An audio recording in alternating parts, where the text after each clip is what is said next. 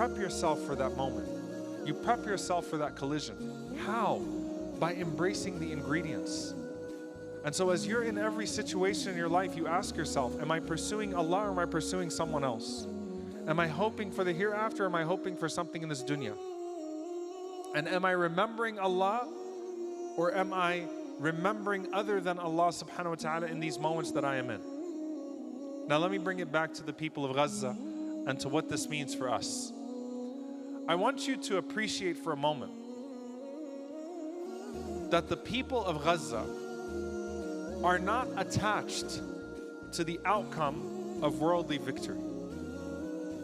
In fact, take a step back and recognize that those who are struggling for a free Palestine are not attached to the outcome of a free Palestine. Because they're not struggling for Palestine. They're not struggling for Palestine. They're struggling for Allah subhanahu wa ta'ala. They don't attach themselves to worldly victory to the point that they would be disappointed by everything that happens along the way.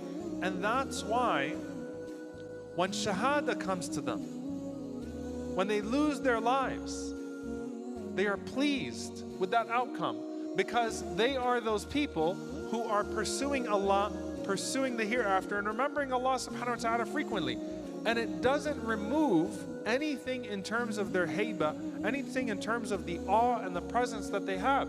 It doesn't remove anything in terms of the amount of struggling and striving that they do. They strive hard. But they believe in Allah subhanahu wa ta'ala. And they believe in Allah's reward. And they're seeking Allah's reward. And here's something else I want you to appreciate for a moment. And really try to absorb this, inshaAllah ta'ala.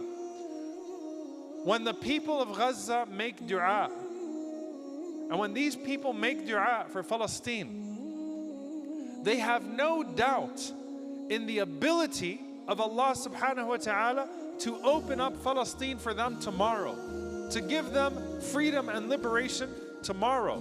But as much as they believe in Allah subhanahu wa ta'ala's ability and power to be able to give that to them tomorrow, they believe just as much in Allah's wisdom and Allah subhanahu wa ta'ala's knowledge in withholding that worldly victory to their benefit and to their elevation in the hereafter. And so their trust is there for Allah subhanahu wa ta'ala in the midst of their test.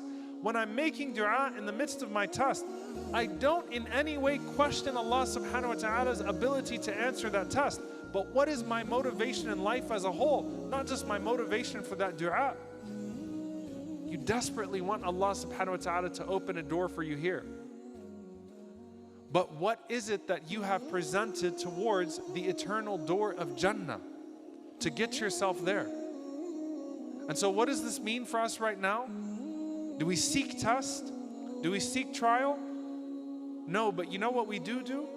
We embrace discomfort for the sake of Allah subhanahu wa ta'ala. We embrace discomfort for the sake of Allah subhanahu wa ta'ala. We find ways to voluntarily struggle for the sake of Allah subhanahu wa ta'ala.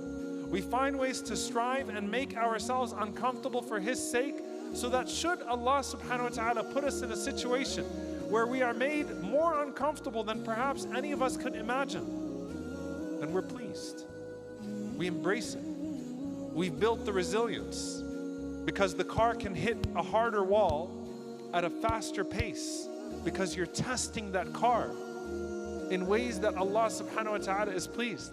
And so when you hear Mu'adh radiallahu ta'ala anhu or Abu Darda radiallahu anhu saying that had it not been for the long days of fasting, and had it not been for the long nights of standing, and had it not been for the struggle for Allah subhanahu wa ta'ala, then we would wish for death instead. That the thing that we would miss most in this world is struggling for the sake of Allah subhanahu wa ta'ala. Then what do you think is the state of that person when they actually meet Allah subhanahu wa ta'ala on the Day of Judgment? That, Ya Allah, I love to please you and I love to struggle for you. And I'm preparing myself for that meeting with you. And I'm willing to frame the entirety of my life in that meeting with you. because I don't live for this world. And so I'm not going to condition my belief in you with how you treat me in this world, in accordance with how I want. Now here's what I also want us to appreciate, dear brothers and sisters. We hate test. We hate trial. But sometimes Allah subhanahu wa ta'ala will build us through that test and that trial in ways that we just could not do through our own individual test and trial. And sometimes Allah subhanahu wa ta'ala will raise you in rank through test and trial in ways that you could not have done through your voluntary worship. I want to walk you through an alternate world where Khalid Nabhan, rahimahullah ta'ala, Abu Diya, Ruh al-Ruh, the soul of our soul, is a man who lives in an affluent area. He prays Fajr every day in the masjid. He reads Quran. He invites people to worship Allah subhanahu wa ta'ala. He has an incredible and beautiful smile, but he's never tested the way that we know that he was tested. He lives and dies that same old man. Do you think that his rank on the Day of Judgment would be the same? Do you think that he would meet Allah subhanahu wa ta'ala with the amount of good deeds, with the amount of people whose lives have been transformed around the world, including Muslims, because of him? Do you think he still has the same maqam, the same rank? Now here's the thing. The car doesn't have to get in the car accident. The vehicle doesn't actually have to hit. But if the vehicle is built to withstand for the sake of Allah subhanahu wa ta'ala, then surely Allah subhanahu wa ta'ala will reward accordingly. And I know that for so many of us, we're in the midst of that test and that trial, and you're going through a hardship and you're waiting for that hardship to go away. And I want to leave you with this message, bi'idhnillahi ta'ala. Don't be so hasty for the test to flee you to where you don't take advantage of the test as you're living it. What do I mean by that? Your du'as when you're being tested, they're different. Your closeness to Allah subhanahu wa ta'ala when you're being tested is different. Where your thoughts are, the quality of what you exert for the sake of Allah subhanahu wa ta'ala is different.